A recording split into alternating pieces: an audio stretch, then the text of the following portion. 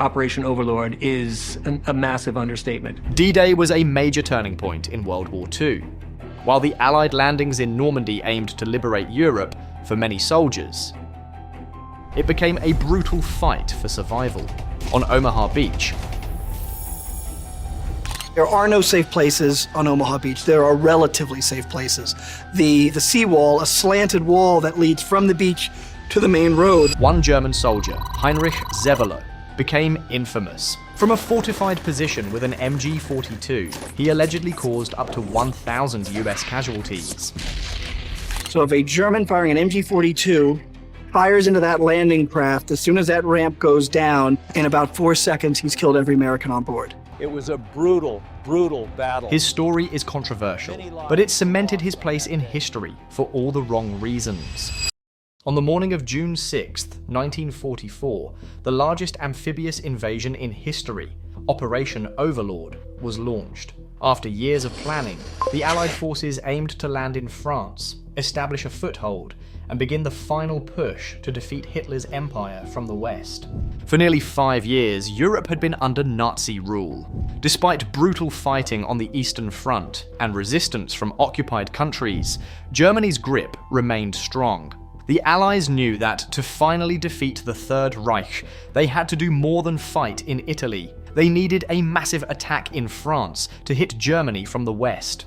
As dawn broke over the English Channel, an invasion fleet of over 5,000 ships appeared, carrying 156,000 Allied soldiers toward the Normandy coast.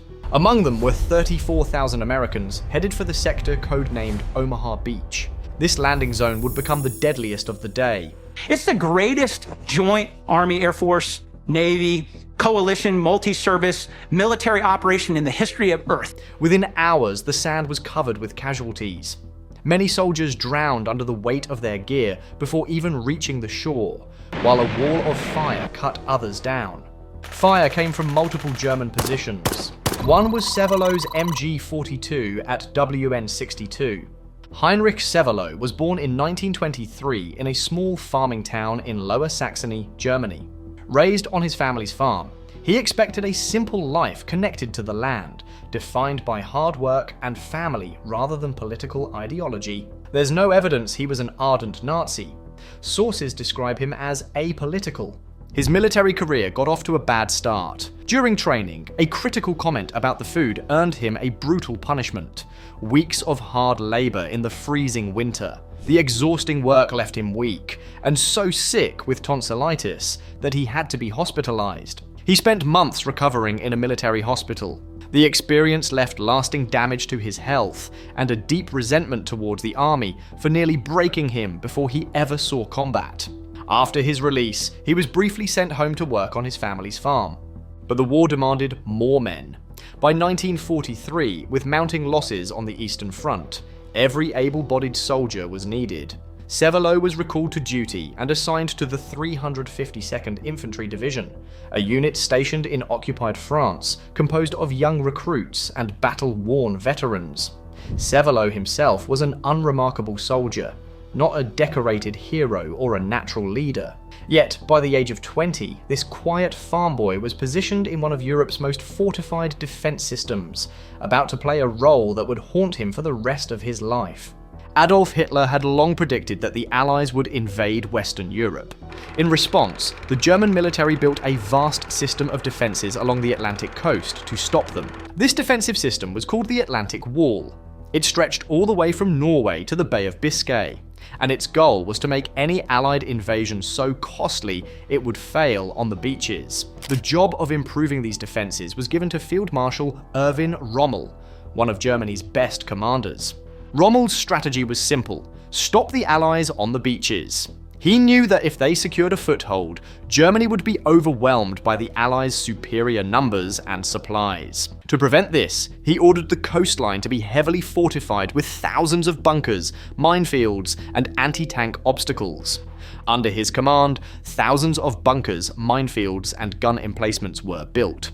A key element of this defense was the Widerstandsnester, or resistance nests, fortified positions designed for interlocking fields of fire. Resistance Nest 62, WN62, overlooking the easy red sector of Omaha Beach, was one of the most formidable.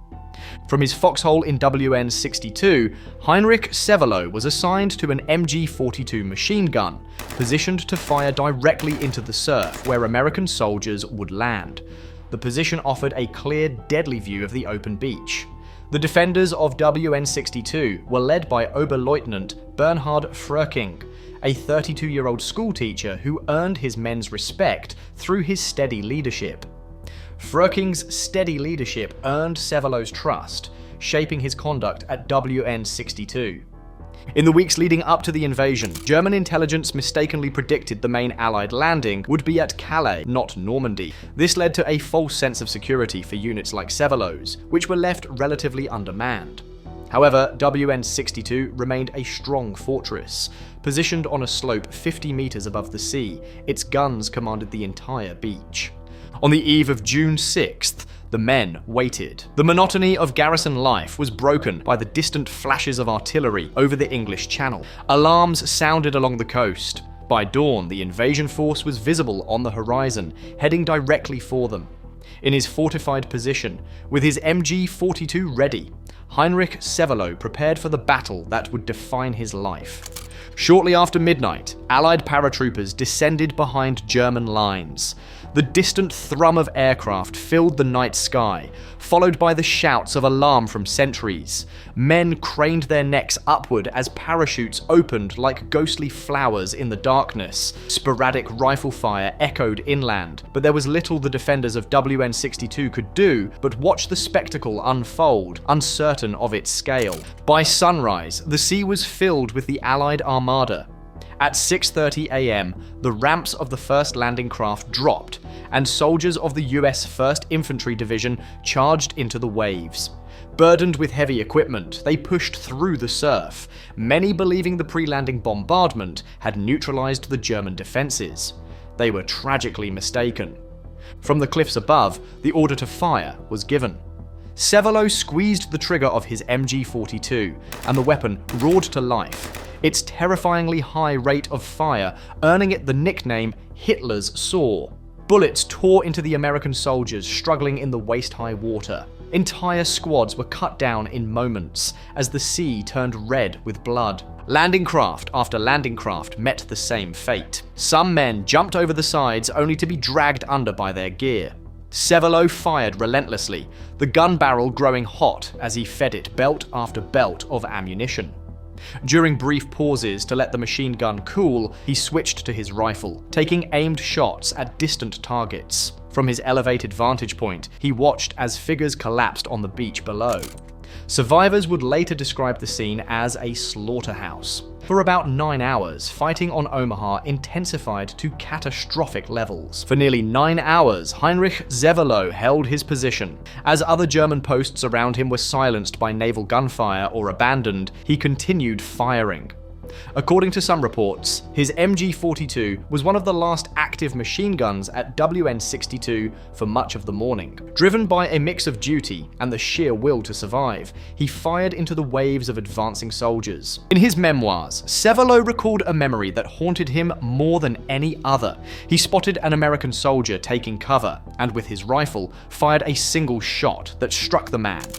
This one kill, he said, stayed with him far more than the countless faceless soldiers cut down by his machine gun. The anonymous targets had become an abstraction, but this one soldier was a human being whose death seared itself into his conscience. By early afternoon, his ammunition was nearly gone. He was forced to use tracer rounds, which gave away his position to Allied gunners.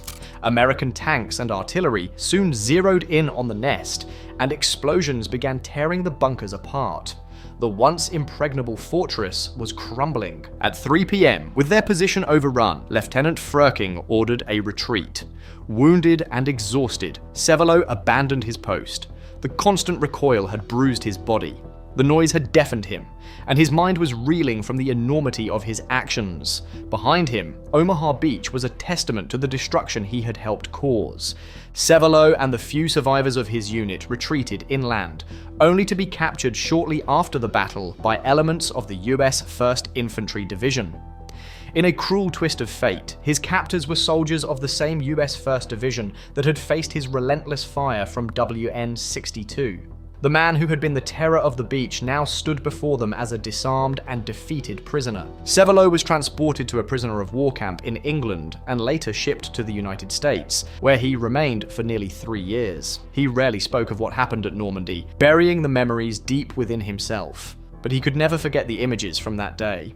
When he was released in 1947, he returned to a divided and defeated Germany. He went back to his family farm, seeking refuge in the familiar rhythms of rural life, but he carried a heavy burden. Though he had survived the war, he was haunted by the knowledge that so many others had not. The silence he kept was a shield against judgment and a way to contain a memory too painful to confront. For decades, Severloh remained silent, confiding only in his wife. As he grew older, he began visiting Normandy, meeting with both German and American veterans. These encounters prompted a need to reconcile with his past. In 2000, with the encouragement of historians, he published his memoir, WN-62, a German soldier's memories of Omaha Beach. In the book, he claimed to have fired over 12,000 machine gun rounds and 400 rifle rounds on D-Day. He later claimed his fire may have caused up to 1,000 American casualties. Historians remain divided. The claim ignited a fierce debate. Some historians dismissed the numbers as an exaggeration, impossible to verify in the chaos of battle. Others argued that his account was plausible, given the scale of the slaughter on Omaha Beach. The press gave him a new title, The Beast of Omaha, but Severloh never saw himself this way. He insisted that he fought not for glory or ideology, but for survival. To protect his own life, he had been forced to take others, an act he never celebrated.